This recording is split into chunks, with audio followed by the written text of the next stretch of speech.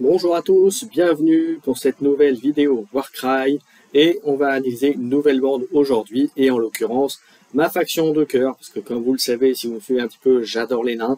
Et bien je vous propose aujourd'hui de voir les Fire Slayers, les Berserkers, les adorateurs du feu. Alors c'est pas tout à fait du feu, mais bon, si vous connaissez un petit peu de quoi il s'agit. Donc en tout cas aujourd'hui on va analyser les Fire Slayers. Je vais faire comme la dernière fois, c'est-à-dire que je vais analyser en premier lieu les aptitudes de bande, les unités, ensuite on verra les aptitudes de héros et les héros, et puis comme la dernière fois, je vous proposerai une bande qui va être là pour le coup intégralement du Fire Slayer. On va rester nain, alors peut-être que j'hésite, on va voir, parce que j'ai plusieurs compositions d'équipe à vous proposer. Je ne sais pas encore laquelle je vais vous faire, alors soit une pure Fire Slayer, soit une Fire Slayer avec un ou deux caradrons dans l'équipe, vous verrez ça. Donc je vous réserve la surprise pour la fin de la vidéo. Alors peut-être que j'en ferai deux d'ailleurs d'équipe, on verra en fonction du temps et de la durée de la vidéo en l'occurrence. Voilà, bah écoutez, j'en ai assez dit. Je pense que c'est le moment d'attaquer ces fameux nains Fire Slayer. Allez, on attaque tout de suite après le petit générique.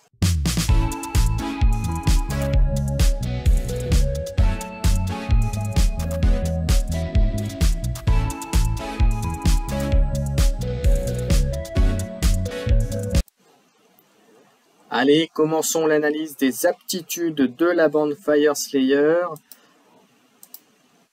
avec donc celle-ci. Donc on va regarder la capacité native, c'est-à-dire la réaction Gathered Hero. Alors ça fait quand un guerrier finit son action de mouvement, un ennemi guerrier finit son action de mouvement à 3 pouces de ce guerrier, on peut choisir une autre figurine guerrier ami qui se trouve à 3 de ce guerrier. Il doit faire une action bonus d'action et il doit finir son mouvement à 1 l'ennemi. Donc en gros, ça peut permettre de faire rejoindre un camarade qui était pas loin du combat ou dans le combat.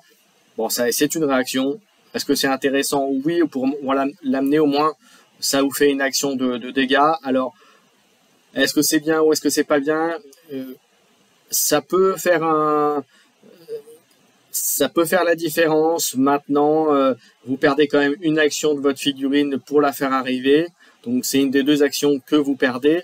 En sachant que 3, c'est en général la valeur de déplacement des nains. Donc vous l'aurez de toute façon ce mouvement. En revanche, ça peut être intéressant pour bénéficier du bonus d'attaque multiple sur le même adversaire. Donc dans ce sens-là, ça peut être intéressant. Mais sinon... Et dans ce cas-là, vous activerez la figurine qui est sur lui un peu après ou un peu avant. Peu importe, ça peut... Voilà, en tout cas, c'est le seul petit intérêt que je vois par rapport au fait que ça permette de l'amener directement dans le combat. Ensuite, la capacité double Firesteel Throwing Axe, une capacité qui existait déjà dans la V1, qui fait que pour un double, un ennemi guerrier qui se trouve à 6 de la figurine, vous lancez 2 dés, sur 4-5 vous faites 1, et sur un 6 vous faites le dommage équivalent à la valeur de cette capacité. Alors il me semble que ça a été légèrement changé, une chance que la valeur du 6, avant c'était pas un dégât mais c'était 3 il me semble, un truc comme ça. Alors c'est peut-être la même chose, hein, là pour le coup j'ai pas vérifié, mais ça reste une capacité pour un double qui est quand même très intéressante, puisque comme vous le savez, les Fire Slayers n'ont pas une capacité de mouvement très forte, quoique on verra après qu'il y a des moyens quand même de compenser, mais en tout cas ça permet, par exemple en milieu, fin de partie, si vous avez une unité qui était vraiment loin du théâtre des opérations, du théâtre des combats comme on pourrait dire, eh bien ça peut lui permettre de faire quelques dommages en plus et de faire basculer un affrontement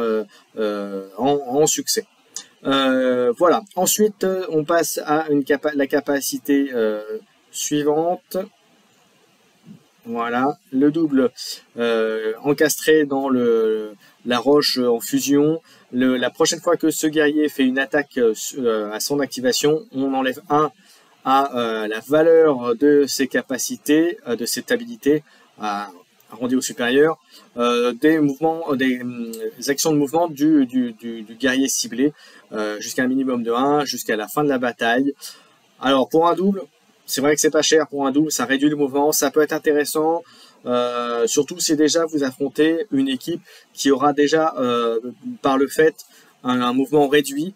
Si c'est une équipe qui aura déjà beaucoup de capacité de mouvement, je suis pas sûr que c'est un impact très fort. En revanche, sur des scénarios objectifs, à prise d'objectifs ou à contrôle de trésor par exemple, ça peut empêcher un guerrier de rejoindre l'unité qui aura un trésor, puisque je vous rappelle qu'en V2, porter un trésor, ça devient plus compliqué, on peut pas s'enfuir d'un combat, on réduit le mouvement de 2, donc voilà, cette capacité peut permettre de réduire les chances que l'unité ennemie arrive au contact du porteur du trésor par exemple, ou d'un objectif également. Voilà, ensuite, deux autres capacités doubles, donc vous voyez, il y en a quand même 2, voire 3 avec la réaction, ce qui est quand même pas mal.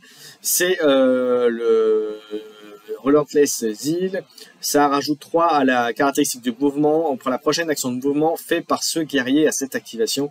Donc là, c'est plutôt très bien, c'était une faiblesse de la V1 des nains, c'était vraiment leur capacité vraiment à ne pas pouvoir aller plus vite, ne pas augmenter leur vitesse. Là, ça a été rajouté et ça permet de rajouter 3, un peu comme les orques, les Ironjo qui n'ont pas une grosse capacité de mouvement, mais qui avec leur wag permet de l'augmenter. Ça revient à peu près au même, c'est-à-dire que là, vous gagnez 3 de mouvement en plus, vous passez de 3 à 6 sur une activation, c'est quand même pas rien. Ça permet de se déplacer quand même plus facilement. Ensuite, on passe au triple, le devoir jusqu'à la mort. C'est un guerrier qui a cette capacité, s'ils ont 5 points de vie au moins, donc peut l'utiliser s'il a 5 points de vie au moins, il peut faire une action bonus et ensuite peut faire une attaque action. Donc ça peut être pas mal, à condition d'être apporté bien sûr pour le faire, mais intéressant comme capacité. Maintenant c'est un triple, donc ça veut dire que il vous reste un triple à utiliser sur d'autres figurines ou un double, à voir si...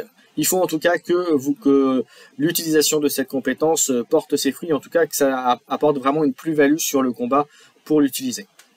Ensuite, on passe au triple Sing Shield Charge. Vous allez voir sur les unités qui ont un bouclier. Jusqu'à la fin de l'activation de ce guerrier, la prochaine fois que celui-ci finit une action de mouvement au corps à corps, au moins d'un guerrier ennemi, on peut lui allouer un nombre de dommages équivalent à la valeur de cette capacité. C'est très bien. La capacité en soi est très bien, mais un triple ça me paraît un peu cher, en sachant que vous allez pouvoir mettre maximum 6 dégâts, ce qui est bien. Maintenant en V2, comme vous avez pu voir, les points de vie globalement ont été lissés plutôt vers le bas, donc ça permet de faire plus mal. Néanmoins, c'est quand même un triple, je trouve ça assez cher payé de payer un triple pour ça. Mais bon, après tout, voilà, c'est des unités standards chez les Fire Slayer, donc pourquoi pas, à voir l'utilisation en partie. Et enfin, la dernière capacité pour l'unité standard, c'est le quad, Unleash Runic Fury. Jusqu'à la fin de l'activation de ce guerrier, on ajoute la valeur de cette habilité à caractéristiques d'attaque et des attaques, des actions de mêlée faites par ce guerrier. Donc ça, c'est plutôt fort. Donc imaginez, vous avez fait un 4-6, et bien vous rajoutez 6 attaques, donc 6 attaques en plus à rajouter sur le potentiel dégâts de l'unité, donc c'est très très fort. Maintenant, l'inconvénient c'est que ça ne cible qu'une unité, donc il faut le faire plutôt sur une unité qui va être capable de faire de gros dommages. Ce serait dommage de le faire sur une unité qui ferait par exemple 1 et 2 en critique par exemple. Enfin, j'exagère, il n'y a pas de ce type, enfin quoique. J'exagère, mais voilà, enfin vous voyez, il faut que l'utilisation du quad en partie ait vraiment son intérêt. Voilà, écoutez, on a vu les capacités de la bande. Je vous propose maintenant de voir les unités. Allez, après avoir vu les aptitudes de la bande en global, on va pouvoir regarder maintenant les statistiques des unités combattantes. Et puis après, bien sûr, on verra les capacités de héros et les héros et l'équipe que je vous proposerai derrière. Alors, on va commencer par cette analyse avec les Vulkit, juste, alors pas le Karl, puisque c'est un héros, on le verra un petit peu après. Le Vulkit Berserker avec la paire de haches à une main. Alors il coûte 70, donc un faible coût, il se déplace à 3, c'est ce que je disais tout à l'heure. Le mouvement n'est pas le point fort des nains, quoique vous avez vu le double, on peut passer de 3 à 6 sur une des deux actions. 4 d'armure, 12 points de vie, il tape bien sûr qu'au corps à corps 4D4, 1, 3. c'est assez faiblard. Maintenant, ça reste du 70 points. Et n'oubliez pas que vous avez quand même la capacité classique de lancer de hache à 6 qui peut être intéressante aussi, qui est presque plus intéressante que la capacité de frappe du Vulkit. On passe juste en dessous au Vulkit Berserker avec la pioche de guerre et le bouclier. Donc à 65, 5 points de moins. Pareil, 3 de mouvement. Là, 5 d'armure et 12 points de vie, ce qui est du classique. Là, par contre, il ne tape qu'avec 2 dés, force 4, 1, 4. Alors, il peut faire plus mal avec le critique. Maintenant, il gagne 1 point d'armure pour 12 points de vie. Vu la faiblesse de l'unité, je préfère quand même le précédent parce que même si 5, ça va obliger l'autre à faire normalement des résultats de dés un petit peu supérieurs, il n'empêche que si ça passe, ça l'empêchera pas de toucher et ça l'empêchera pas très facilement de faire les 12 points de dégâts. Et les 2 dés plutôt que les 4 par exemple sur l'unité précédente, même si ça fait un peu moins mal, le nombre de dés fait qu'on aura plutôt tendance à utiliser les haches de guerre. Mais là encore, attention, il a l'aptitude du bouclier qui, on a vu tout à l'heure, permettait de faire une charge et de faire des dégâts à l'adversaire. Alors, pour 5 points de moins, est-ce que ça vaut le coup de sacrifier un double et de faire potentiellement un peu mal en plus en chargeant l'adversaire? Pourquoi pas? C'est un choix à faire. Personnellement, je reste sur la double hache. Ensuite, un Vulkit Berserker avec la hache et pareil le bouclier, pareil 65 points. Même statistique que le précédent, 3 de mouvement, 5 d'armure, 12. 2D, 4, 1, 3. Alors là, pour le coup, il est vraiment beaucoup moins intéressant en termes de dégâts que le précédent. Concrètement, si vous voulez prendre plutôt une figurine, prenez celui avec la pioche. Voilà, alors là, tout au niveau stats, il est largement... ça a le même coup, mais il est plus intéressant finalement au global, même si on voit les stats équivalentes. Donc vraiment aucun intérêt de prendre avec la hache plutôt que la pioche. On passe ensuite à l'autre colonne, les Earthguard Berserker avec la grande hache. Alors, il coûte 100 points. Alors, un peu plus cher que les 70 qu'on a vu ou les 65. Mais en revanche, il se déplace toujours à 3. Il a 4 d'armure, 12 points de vie, du classique pour les nains Fire Slayer. Il peut taper à 2, ce qui est toujours pratique, de ne pas être limité sur le fait d'être qu'à 1. Taper à 2, donc il peut taper à 2, et donc ça veut dire, on rappelle aussi en termes de règles, quand vous engagez un combat et que vous êtes à 2, si la figurine adverse n'a pas une arme de mêlée qui peut taper à 2, eh bien ça veut dire que lui, pour vous taper, il va devoir faire une action d'abord de mouvement et ensuite venir vous engager. Et ensuite vous tapez dessus. Donc il aura perdu 2 actions pour taper une fois, alors que vous, potentiellement, à 2, vous tapez 2 fois, concrètement. Enfin, si vous êtes déjà à 2 sur lui. Ensuite, il a 3 dés d'attaque, 5 de force, 2, 4, donc pour 100 points. Il est quand même plus costaud, donc vous voyez, pour 30 points de différence par rapport au Vulkit, je préfère prendre un Earthguard largement en équivalent, et en plus il a une capacité à côté, donc ça peut être pratique. Autre unité derrière pour 95 points, donc au lieu de 100 à l'autre, c'est une pole axe, donc une lance enflammée. Alors là, c'est pareil, 3 d'armure, 3 de déplacement, 4 d'armure, 12 points de vie. Il frappe toujours à 2 de distance, 3D, force 4, donc un peu moins, mais par contre 2-5. Là, pour le coup, je préfère, pour 5 points de moins, je préfère taper un peu, entre guillemets, un peu moins fort, mais avoir un potentiel de dégâts plus fort. Donc là, vous voyez, je préfère largement les Earthguard Berserker avec les lances enflammées. C'est largement plus pertinent. Et enfin, la dernière unité, c'est l'unité base, on va dire, l'unité classique, c'est les Orif Earthguard qui coûtent 115. Alors, est-ce que c'est le coût est justifié? On va voir ça tout de suite. Il a 3 de mouvement, il a 4 d'armure, il a 12 points de vie. Il peut faire un tir entre 3 et 15. 2 dés, force 4, 2, 4. Et sinon, corps à corps, 3 dés, force 3, 1, 2. Pas terrible. Pour 115 points, je suis pas fanatique. Alors, dans les compos en général, une unité comme ça, j'aime bien que si c'était que Fire Slayer, j'en mettrais peut-être 1 ou 2. Juste que tout simplement pour avoir la capacité de pouvoir tirer à 15. Et voilà, maintenant c'est que 2 dés, c'est que 2 4. Est-ce que ça vaut le coup de sacrifier 115 points et de pas rajouter plutôt une unité à 95 ou 100 pour être un peu plus performant, pour être un peu plus au contact, mais après ça nécessite de se déplacer, d'être bien positionné d'entrée de jeu de la partie. Donc voilà, donc là clairement si vous voulez une unité de distance, après il faut voir les coûts bien sûr et les prix des unités à distance disponibles, mais généralement je dirais essayez de voir si dans les alliés vous n'avez pas des unités qui permettent de faire du tir à distance ou avec un déplacement et tir à distance pour permettre de gagner du temps pour que les nains, les vrais Fire Slayers arrivent au contact ou sur les objectifs ou sur le porteur de trésors, etc. Voilà pour les unités, on en a terminé. On va passer maintenant aux aptitudes de héros avant de parler des héros eux-mêmes.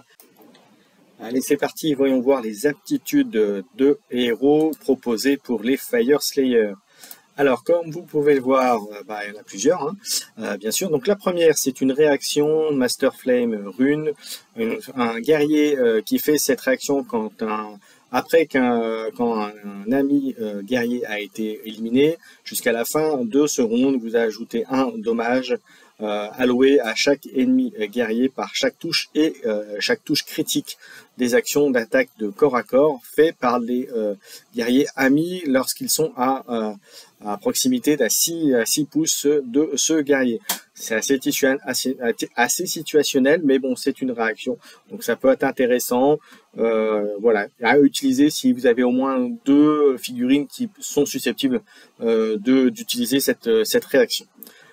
Ensuite, deuxième capacité, le double Volcano Call. On choisit un ennemi guerrier qui se trouve, qui est sur donc le sol, donc qui ne peut pas être sur les hauteurs, donc pas sur les décors à hauteur, hein, concrètement ce que ça veut dire. Donc à 12 de ce guerrier, on lance un nombre de dés équivalent à la valeur de cette capacité, de cette aptitude utilisée. Donc pour chaque dé 4-5, on fait un dommage, et sur chaque 6, on fait 2 dommages. Donc c'est un double, c'est quand même 12, c'est une très bonne distance entre guillemets de tir, puisque c'est un peu ça que ça veut dire.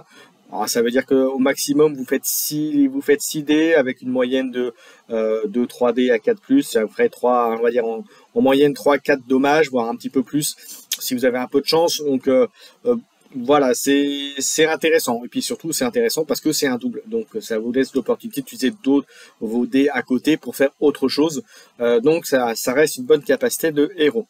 Ensuite, on a un autre double runique empowerment, puissance runique.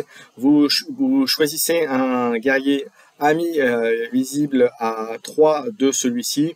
Jusqu'à la fin du tour de bataille, vous rajoutez la valeur de cette capacité à la force pour la prochaine attaque de mêlée par ce guerrier.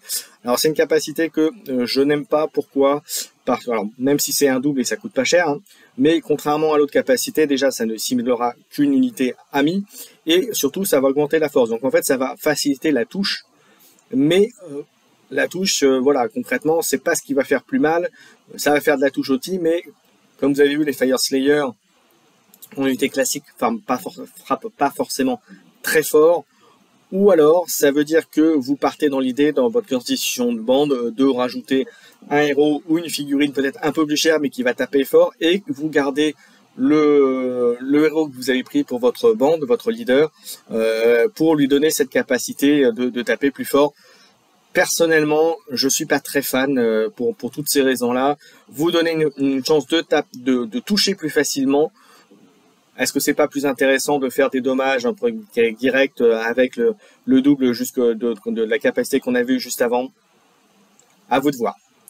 Ensuite, capacité suivante, avec le double maître de loge.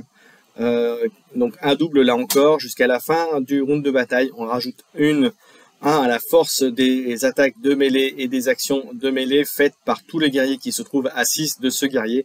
Là encore, vous allez me dire c'est un double, maître de loge, c'est un double, mais là contrairement à l'autre où vous ciblez que un guerrier et vous pouvez augmenter fortement la force de l'attaque, là vous pouvez cibler plusieurs figurines, donc ça reste plus utile. Maintenant, c'est encore une fois, c'est situationnel, et puis surtout, comme je disais, ok, ça vous donne une facilité pour toucher, puisque ça va augmenter la force de l'attaque, mais c'est pas pour autant que ça va faire plus mal à l'adversaire. Donc voilà, ça va être utilisé dans des cas bien précis, si vous voulez être sûr de tuer la figurine ennemie, si vous voulez être sûr de lui faire quelques dommages, certes, c'est intéressant. Maintenant, pour moi, c'est très situationnel, et clairement, ces deux derniers doubles, Maître de Loge et Runique Empowerment, c'est pas des doubles qui me conviennent. En tout cas, à mon sens, je ne prendrais pas un héros qui joue sur ses capacités, plus sur le premier, par exemple, en termes d'utilité. Ensuite, on passe à une capacité triple, honorer vos vœux, honor auf. Un guerrier qui utilise cette capacité sur un guerrier ennemi, après qu'un guerrier ennemi a été éliminé par une action d'attaque. Par une action d'attaque faite à cette activation, jusqu'à la fin de ce tour, on vous a rajouté 1 à la capacité, au nombre d'attaques des actions d'attaque de ce guerrier, de tous les guerriers qui sont à 6 de lui. Alors c'est un triple, ça coûte cher, mais c'est situationnel là encore. Donc ça veut dire que la première action, en général, vous faites à la première action ou à la fin de la deuxième et vous enclenchez le triple. Mais ça veut dire que vous avez un guerrier qui a cette capacité qui est assez fort et qui va taper fort, ou en tout cas suffisamment pour éliminer les figurines adverses. Et donc là, c'est dépendant aussi de ce que vous avez en face en bande. Si vous tombez sur une bande full Stormcast, donc clairement ils vont pas forcément être nombreux, et ben vous aurez du mal à utiliser ce triple, à les éliminer, ou en tout cas voilà, ils ont des points de vie, enfin la plupart ont beaucoup de points de vie, donc vous aurez du mal à le descendre, et il faudra y aller sauvagement, il faudra taper sévère pour y arriver. Ceci étant dit, c'est un triple qui peut être intéressant plutôt en fin de partie si vous voulez donner un petit boost supplémentaire, mais ça nécessite de se placer correctement, puisque, comme je l'ai dit, c'est efficace qu'à 6 de la figurine et du leader qui a éliminé la figurine ennemie. Voilà, donc intéressant, mais c'est un triple situationnel à voir en partie, comme on dit. Ensuite, on a l'icône de Grimir, là aussi un triple, jusqu'à la fin du round de bataille. On rajoute la moitié de la valeur de cette habilité, arrondie au supérieur, à la résistance des guerriers amis qui sont à 3 de ce guerrier. Alors là encore, on a un peu l'inverse de la force tout à l'heure. C'est un triple, donc ça coûte relativement cher, donc c'est la moitié de vos dés, pour augmenter le fait qu'ils vont être plus durs à toucher. Maintenant, ça n'empêchera pas votre adversaire de faire des 5, des 6, ou en tout cas de faire des critiques sur vos figurines. Donc c'est pas ce qui va les sauver forcément, et surtout que s'il fait des critiques, ça va faire de gros dommages, et comme vous avez vu en termes de stats et de points de vie, les Firesayers n'ont pas énormément de points de vie, hein. On avait vu c'était plutôt 12 la moyenne pour une unité basique, donc voilà, si vous faites des critiques, ça fera 4-5 dommages à chaque fois, donc ça veut dire que l'unité en 2-3 coups elle va mourir très vite. Donc je suis pas fan au même titre, comme je disais, que les capacités qui boostent la force, je suis pas fan des capacités qui boostent la résistance, en combat. C'est trop situationnel et c'est trop dépendant des GD adverses. C'est-à-dire que vous augmentez la difficulté pour le faire, mais ça n'empêche pas votre adversaire de le faire quand même. Donc voilà, c'est pas un résultat automatique, on va dire, en termes d'efficacité. Et enfin, la dernière capacité, donc la quad, le Fury de bataille, Battle Fury, jusqu'à la fin du round de bataille, on rajoute la valeur de cette capacité à la capacité de mouvement de ce guerrier. Et en plus, ce guerrier peut faire une action de mouvement bonus et ensuite faire une action bonus d'attaque. Donc là, c'est un quad, c'est très fort. Simplement, ce qui est dommage, c'est que ça ne cible qu'un guerrier. Et c'est qu'une action de mouvement. Comme vous le savez, vous avez vu les mouvements, les Fire Sealers, c'est pas leur point fort de se déplacer, puisqu'ils se déplacent à 3 à la base. Vous rajoutez une attaque bonus, ça veut dire qu'il faudrait qu'il soit pas à côté, pas très loin de son adversaire. Alors ça peut être bien, vous le faites au début de l'activation, vous faites ça, il bouge, il fait une attaque, et ensuite il peut enchaîner 2 attaques avec ces 2 actions du tour. Ça peut être bien. Maintenant, encore une fois, il faut que le leader ait quand même une capacité de dommage importante et intéressante pour valider ce quad. Voilà, on a vu Les aptitudes de héros, on va regarder maintenant quels sont les héros disponibles pour les Fire Slayer. Alors, voyons voir maintenant les différents héros accessibles à la bande des Fire Slayer. Alors, comme vous pouvez voir, il y a du choix, il y a de quoi prendre. On va commencer par la colonne de gauche avec le Auric Runephaser, il coûte 145 points. 22 points de vie, ce qui est plutôt pas mal. 3 de mouvement, bon, c'est classique pour un nain. 4. Il frappe à 2, ce qui est toujours intéressant. Donc, pas forcément engagé à 1, mais à 2. Ce qui permet, donc, comme je disais aussi tout à l'heure, lorsque je présentais les unités, de pouvoir engager l'adversaire sans que forcément lui puisse répondre s'il attaque des mêlées à 1. 3D, force 5, 2, 5. C'est très correct, c'est très bon pour du dommage. Pour 145 points, il les vaut largement. Ensuite, on passe à l'Auric Runson, 130 points, 3 de mouvement, 4 d'armure, 20 points de vie, un peu moins, donc 15 points de moins que le prédécesseur, que celui d'au-dessus. Il tape que par contre qu'au corps à corps, donc un 1, 4D, force 4, 2, 4, pour 15 points. Je préfère largement celui qui est au-dessus, pour la simple raison qu'il peut engager sans être engagé en tapant à 2. Maintenant, c'est qu'un avis subjectif. On va passer à droite pour faire l'Auric Earthguard Karl. 140 points, il a 3 d'armure, 4, 16 points de vie. Donc un peu faiblard au niveau point de vie, mais vous allez voir que la capacité qu'il a est plutôt très bien. Il a une attaque à distance à 3,15, 2D, force 4, 2,4, ce qui est plutôt bien. Et corps à corps, 3D, force 4, 1,2, ce qui est un peu faiblard. Alors ce qui est dommage, c'est que c'est uniquement 2D pour l'attaque à distance. Et 16 points de vie, ce qui fait que c'est une unité qui va être un peu faiblarde. Enfin, 16 points de vie, il faut quand même les faire, hein, en dommage, voilà. Mais en ratio, je préfère mettre 5 points de plus avec l'Auric Runephaser et avoir un peu plus de points de vie, taper à 2. Voilà, après, il y a quand même, on a vu que dans les capacités Fire Slayer, il y a quand même une capacité de mouvement supplémentaire. Donc voilà, je préfère ça, mais l'Auric Earthguard peut être une option si vous partez sur une optique d'attaque à distance.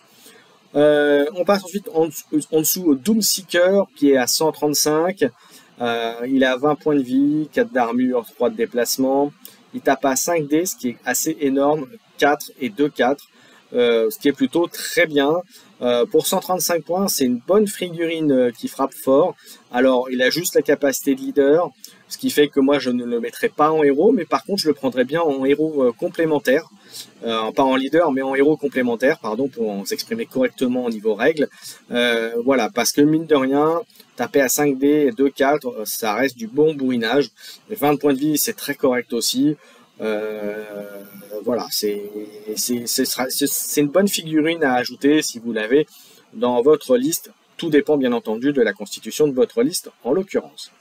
On continue avec le Auric Runson armé d'un Wyrmslayer Javelin qui est sur la gauche, donc 130 points. Pareil, 20 points de vie, 4 d'armure, 3 de déplacement. Là, par contre, vous voyez, il peut taper jusqu'à 8, 2D, force 4, 2, 4. 130, c'est bien. Maintenant, c'est que 2D, mais ça reste du 2, 4, donc ça reste une bonne dommage. Ce qui me gêne, c'est que c'est que 2D, et voilà, il suffit que vous ratiez ces 2D, c'est une attaque en moins. En revanche, taper à 8, c'est une bonne capacité. Donc là encore, ça peut être une bonne option. Alors, il a quand même 2 capacités de leader. Ça peut être une bonne option de leader ou de héros ou de héros à côté. Voilà, à vous de choisir en fonction de la bande que vous avez. On passe à droite avec l'Earthguard, avec les Berserker Karl, avec la grande hache de bataille. Il coûte 140 points, 16 points de vie, 3 de déplacement, 4 d'armure. Là encore, ce qui est bien, c'est qu'il tape à 4D, force 5, 2, 4. Et là, je vais vous dire un peu comme j'ai dit dans les vidéos Stormcast et pour les unités, je préfère mettre 5 points de moins et avoir un dé en plus, même si potentiellement la force est à 4, à 5 là, au lieu de 5 sur le broad axe, sur la grande hache. Mais je préfère payer 5 points de moins, avoir un peu moins de force, mais avoir un dé en plus pour la saturation et pour optimiser les chances d'obtenir des critiques et de faire mal à votre adversaire. Donc clairement, si j'avais à choisir entre les deux, même s'il a une aptitude en plus, je prendrais plutôt le Doomseeker, ou alors je le prendrais en leader de bande, mais à vous de voir en fonction de la constitution de votre board elle-même. Ensuite, on passe à l'Auric Runesmith, qui lui coûte 110 points, 3 de déplacement, 4 d'armure, 20 points de vie. Il tape au corps à corps, 3, 4, 1, 4, ce qui est assez faiblard. Donc, il n'y aurait que la capacité de leader qui pourrait être intéressante. Pour 110 points à voir, c'est peut-être pour compléter une liste, mais je suis pas très fan. Néanmoins, c'est la capacité de tir à distance. Maintenant, comme on a vu tout à l'heure, ça fait pas forcément très mal. Donc voilà, pour 110 points, c'est bien. J'ai envie de vous dire, s'il vous manque juste pile 110 à mettre dans une liste, pourquoi pas, mais je suis pas fan énormément de cette figurine. On passe ensuite juste à côté, à droite, avec l'Orguard Berserker, avec la lance Flame Strike, la lance enflammée. 140 points, 3 de déplacement, 4 d'armure, 16 points de vie, donc classique pour les nains. Et il peut taper à 2, donc ce qui fait que c'est pas mal. 4D, force 4, 2, 5. Et là, pour le coup, vous voyez, 140 points, il coûte 5 points de plus que le Doomseeker qu'on a vu tout à l'heure. Avec un dé en moins, mais 5D. Là, donc là, pour le coup, pour 5 points de plus, là encore, je préférais partir sur cette figurine plutôt que le Doomseeker. Pourquoi? Eh bien, là encore, parce qu'il a sa capacité de taper à 2 de distance et qui peut empêcher et donc taper à 2 et donc ne pas être un de la figurine adverse. Et là encore, comme j'expliquais pour les unités, si vous tapez à 2 votre adversaire, mais que votre adversaire n'a que des armes de corps à corps qui tapent à 1, eh bien ça oblige l'adversaire à faire une action de mouvement et ensuite à vous taper. Donc plutôt que de prendre 2 attaques, n'en prendre qu'une. Donc, alors vous allez me dire, ça dépend bien sûr sur quelle bande vous tombez, mais vous jouez, mais à mon sens, c'est plus intéressant de prendre une lance enflammée qu'une grande hache. À mon sens, ce n'est que mon avis, bien sûr, personnel. N'hésitez pas à commenter en vidéo, en commentaire de la vidéo, pardon, ce que je dis, parce que pas parole d'évangile, ce n'est que mon avis personnel. Ensuite, on repasse à gauche avec le Auric Runemaster, pardon, pour 120 points. 3 points, 3 de déplacement, 4 d'armure, 22 points de vie, 120, donc 10 de plus que l'Auric Runesmith qui était juste au-dessus. Il tape à 2, 3D, force 4, 1, 1, 4. Là encore, que la capacité de leader qui peut être intéressante, quoique, on a vu pourquoi tout à l'heure. Donc je suis pas, là encore, c'est les deux Auric Runesmith, Runemaster. Je suis pas super fan dans une constitution nordique Fire Slayer. Maintenant, pourquoi pas en allier dans d'autres bandes, ça peut être intéressant de rajouter ces unités-là. À voir après, bien entendu. Ensuite, on passe juste à côté avec le Grimwrath Berserker 135, qui tape au corps à corps, 3D, 5, 2, 5, 3 de déplacement, 4 d'armure, 22 points de vie, 135. Là, on revient à même avis que les autres. Je suis pas fan, je préfère la lance enflammée ou le Gloomseeker largement à cette figurine. Enfin, à ce profil-là, en tout cas. Ensuite, le Auric Flame Keeper, donc qui est arrivé, si vous vous souvenez, avec la dernière boîte d'AOS avec les Fire Slayer, à date en tout cas. 105, il a 3 de déplacement, 4 d'armure, 20 points de vie. Il tape au corps à corps, 3D, 4, 1, 4, assez faiblard, juste la capacité de leader. Là encore, pour 105 points, si vous avez, c'est comme les autres, 110, 105, ça dépend. S'il vous faut vraiment rajouter une figurine pour compléter, comme c'est un peu plus, on va dire un peu plus de points de vie et une capacité intéressante à côté, voilà, pourquoi pas. Mais en même temps, vous avez mon avis, je suis pas hyper fan. Ensuite, on a le Battlesmith, qui a pour 120 points, pareil, même statistique, avec 3, 4 et 20, 3 de déplacement, 4 d'armure, 20 points de vie. Uniquement corps à corps, 3D, 4, 2, 4. Même avec les autres, maintenant il ne coûte que 120. Donc là encore, à vous de voir en fonction de votre constitution de bande. Ensuite, il ne nous reste plus que le Vulkit Berserker Karl pour être complètement complet. À 110 points, 3 de déplacement, 4 d'armure, 16 points de vie, 1, 4, 4, 1 pour toucher, 4D, force 4 de 4 pour 110 points. Une figurine qui est intéressante pour le coup, même plus intéressante que l'unité qui était à 120 qu'on a vu juste avant, parce que c'est quand même 4D, 1D de plus, et paradoxalement c'est aussi 2-4, Alors même s'il a 4 points de vie de moins, eh bien, ça vous fait quand même, par rapport aux 120 de l'unité précédente, eh bien, ça vous fait quand même 10 points de récupérer pour finalement une unité qui va faire aussi mal et qui a un dé en plus. Donc à voir au niveau de constitution de liste. Voilà, nous avons vu les unités, nous avons vu les héros avec leurs aptitudes pour chacun d'eux. Eh bien écoutez, je vous propose maintenant de passer à ma constitution de bande.